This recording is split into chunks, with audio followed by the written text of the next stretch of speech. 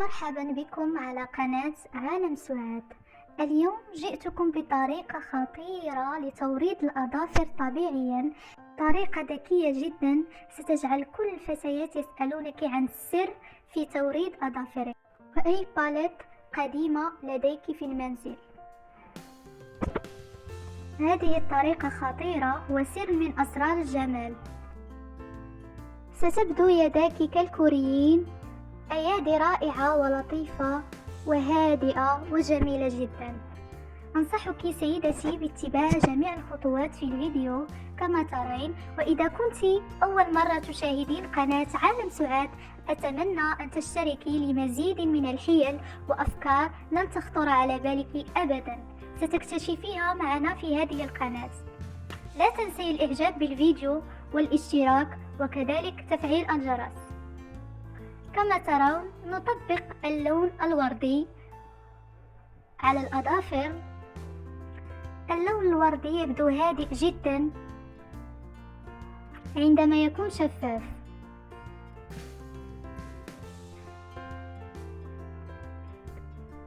كما ترين بطريقة سهلة جدا ستبدو يداك جميلة ورائعة وساحرة.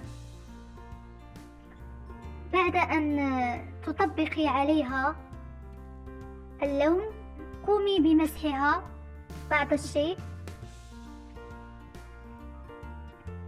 ستبدو وردية طبيعيا. أفضل أن لا تغمقي اللون، أن يكون اللون فاتح. في الواقع يبدو الأمر أروع من التصوير لأن الإضاءة ضعيفة جدا. يبدو الأمر جيد جدا. عندما ترين أظافرك تبدو ساحرة وجميلة.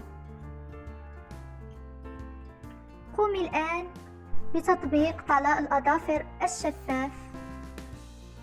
ستلاحظين الفرق. أتمنى أن تجربيها لأن الإضاءة خانتني في هذا الفيديو، لكن أتمنى أن تجربيها وسترين النتيجة مبهرة جدا.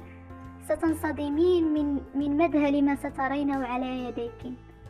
أيادي رائعة وجميلة ولطيفة جدا، كأنها ستبدو طبيعية. لن يصدق أحد أنه طلاء أظافر.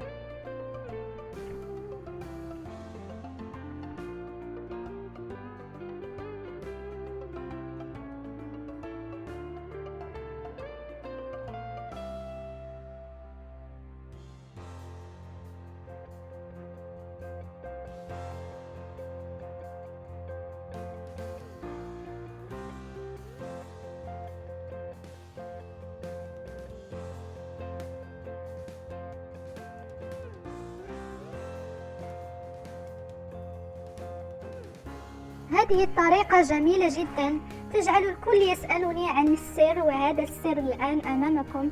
أتمنى أن يعجبكم الفيديو وتعجبكم هذه الحيلة الخطيرة لكل الفتيات والمراهقات والبنات الذي يحببن أن يعتنين بأنفسهن. شكرا على المتابعة.